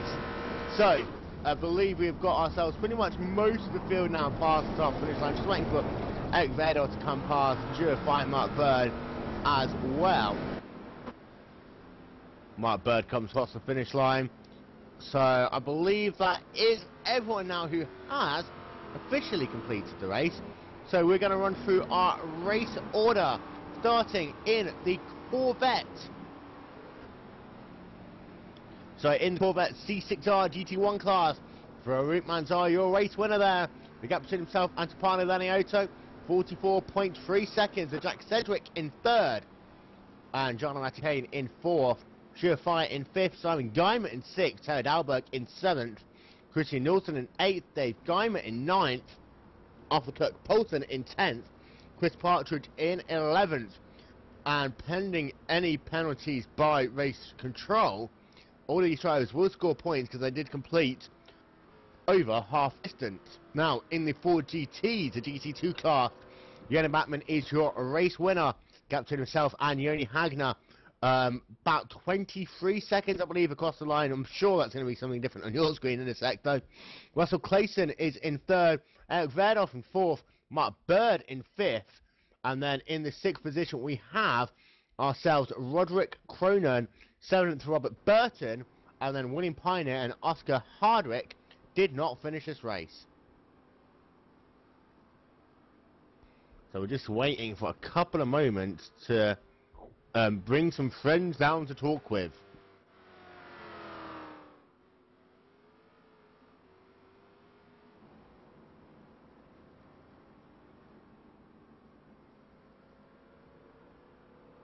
So while we are waiting, do not forget that tomorrow the Osman IndyCar Series will be coming to you from Motegi's Oval, round 1 of 2 of the Afterburn Motegi Challenge. And then next week we have got ourselves the Talk Racing Touring Car Championship from Sebring International Raceway, 2030 GMT on Tuesday. On Wednesday, we have got ourselves the iRacing Skip Barber Racing School Premier Series at 2000 hours GMT. We've also got ourselves the Talk Racing Summer Super Cup, this time, same place, next Saturday, which will be at Sebring as well. And we also like to welcome the BigDogsRacing.com, the BigDogRacing.com late model series will be coming to you from Iowa. That is next Wednesday as well. So, meanwhile, we will start our post-race interviews with the GT2s for once. Shirley Backman, hello. Normally you're doing the cameras. Today you won the race. Yeah, wasn't close to losing at all though. But yeah, I had a hell of a fight with Joni in the in the first 11 laps. I think we went 1/3 of a lap too wide there, but yeah, I had a ton of fun. Yeah, and take us through that moment. I'm not quite sure. I believe it was Chris Partridge who spun ahead of you, and the two of you almost collected out the final couple of corners there. Yeah, it was a scary moment. I got the yellow flags when I was coming through out of turn 11, I think it is, after the long back straightaway. I came out of there under the bridge. I saw the yellow flags. Since it's a blind corner, I immediately said to the guys that watch out, there's a yellow flag. And I didn't see anyone at the corner because Chris was in a blind spot. So I went to the corner pretty normally, slightly lower paced, and all of a sudden Chris just came out of the blind spot directly in front of me in the middle of the chicane. I slammed the brakes and tried to go around it, but there was a slight contact. Had a few seconds of repairs for it, but no harm done. And you always have been a fan of these Ford GTs. In fact, you're taking a departure away from the Corvette that you ran in earlier this season to drive it. How much is there a different driving style that you have to use from the GT to the Corvette, or can you transfer what else you've used this season over? Well, I think it's simply the fact that I love the GT, and unlike the Corvette, I know how to set up a GT. It's actually the first car ever that I know how to set up to my likings and also to be fast. So I like the Corvette as well, but since my setups always depend on Tapani more or less with the Corvette, I somehow just feel much more comfortable with the GT. And you won the race today, and congratulations to you. Are we seeing you at Sebring, or are you doing camera work? Don't know yet. Remains to be seen. Either way, I'll see you next week. The other guys may or may not. Meanwhile, second position in the Ford GT class, Joni Hagner came home in the second position. You and Joni Batman had a great fight early on in this race. Yeah, my car was very good with full tank, but not so good with low fuel, so need to let him go after 10 laps. And for the most part, it did look as though it was going to be a case more of which way round you would finish, rather than if any of the other drivers were able to race with you. You managed to get the jump on Mark Bird at the start. How important was that dictating your race pace here? Well, I don't know. I so we got cap there and cover for it, and managed to pass him, but I don't know. He made a mistake on lap 1, so I don't know what's going to happen after that if he not make the mistake. And late on in this race, just how hard were you pushing to try and close that gap back down to Bachmann? Well, after I saw that he was like half a second faster per lap, I just managed to cap behind me, so don't get the others too close. Well done on your second place finish. That was Joni Hagner in the number 14 Glacier Racing Machine. Now moving on to the GT1s. Your race winner is Farouk Manzar yet again. Farouk, I'm going to have to start getting bored of talking to you at some point. Congratulations on your race win. Yeah, thanks. After last week, I'm just glad I finished. But I will say this track is extremely boring. Like, all the turns are really similar and just has a weird flow to it. It is, in fact, something that we picked up at the Touring Car Championship on Tuesday. Not only is many of the corners similar, at one point, if you're trying to make a move, you're on the inside, and then a couple of corners later, all of a sudden you're on the outside, and you've not got the preferred line anymore. But take us through your race. It pretty much did seem to be that it was cruise from the get-go. Had a bit of a challenge from Tapani Lanioto early on, but then managed to get himself into a dominant lead.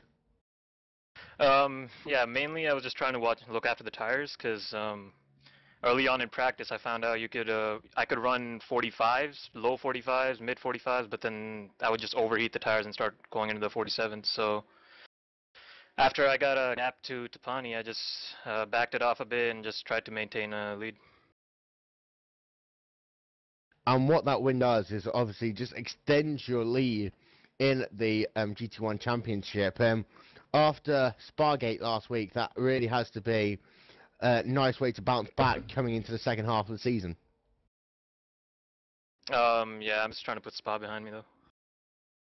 And next week we have ourselves Sebring start the second half of the Summer Super Cup.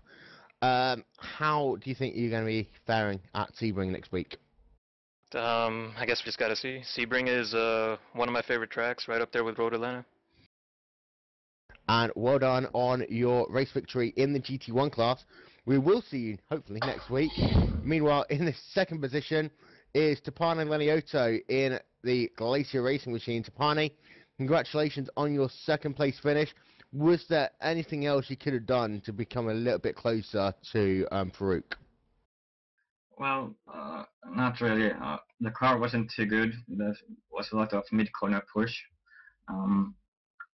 It wasn't too easy to drive either, so basically I just tried to stay on track, and I almost did, and just get the car home.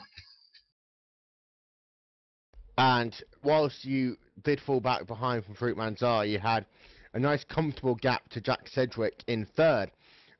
How difficult is it to just maintain that gap when you're driving all by yourself with no one within, that 15-20 second bracket of you on the racetrack? No, it doesn't really matter to me. And next week again, we are going to Sebring International Raceway, one of the more popular circuits, and last year we had an almighty crash at the start of the race. But how do you think Sebring is going to fare for you next week? Better than this track at least. But more than that, I can't really say before I test. No worries. Well, congratulations on your second place finish there in the number 7 machine. Who else have we got so I can say hello to? Chris Partridge, how are you doing? Hey, I'm fine. How are you? I'm not too bad. You had an interesting day in that number 15 Radical Steel Series machine. Take us through your race. Well, I was really pleased because I qualified. I did my personal best in quali, which is really good. So I got down to the 49. So I was very pleased with that, and I was basically ahead of the Ford GT. So that was a plus. Started off and settled into a rhythm, and all was going fine. And unfortunately, into the last chicane, I had a bit of an issue and went off. Spun around and went off. Rejoined the track, and unfortunately, I was hit from behind by Yoni. So it was unfortunate. So that was one unfortunate thing. Then I had a few scraps elsewhere in the race, and yeah, it was certainly more interesting than it was last time. Moving on next week to Sebring, do you think you're going to get yourself a bit better luck coming into that race? No, because I'll be at Le Mans. There are some words that I would say to you, however, I have to keep my language clean. So we'll see you in a couple of weeks, hopefully. Yeah, I'll be back in about a month's time, because I'm away the following weekend as well. So I'll be back a bit later on. We'll see you soon. Thank you. And finally, Motegi came home in the 4th position in the number 34 Glacier Racing Machine. Shut up, Rieni. Jarno, an interesting day for you. Managed to get yourself a couple of positions up from your qualifying, and you actually finished up one of the 5 guys owning the lead lap. Take us through your race. Well, my qualifying were crappy. and then get the consistency at all, and didn't qualify good, but then in a race it was also problems with consistency, and I don't like this track much. I think that, to be fair, that has been the general consensus this week. But next week at Sebring is a track that, A, you're looking forward to, and B, are you actually going to practice there? Yeah, one of my favorite tracks. So we will see you next week as well. That concludes our telecast, webcast, whatever you want to call it, for round 6 of the TalkFruit Racing Summer Super Cup here at Twin Ring Motegi. Fruit Manzar dominating once again to get himself the race victory in the GT1 class. Yoni Backman taking the winner's honours in the GT2s.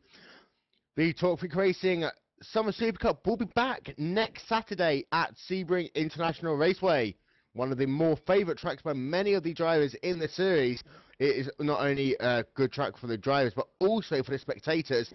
And let's not forget, last season even, we had ourselves a humongous multi-car wreck coming down into turn number 1. So all of these drivers are hoping that a repeat of that doesn't happen again. So we'll see you for the Summer Super Cup next week here on Glacier TV.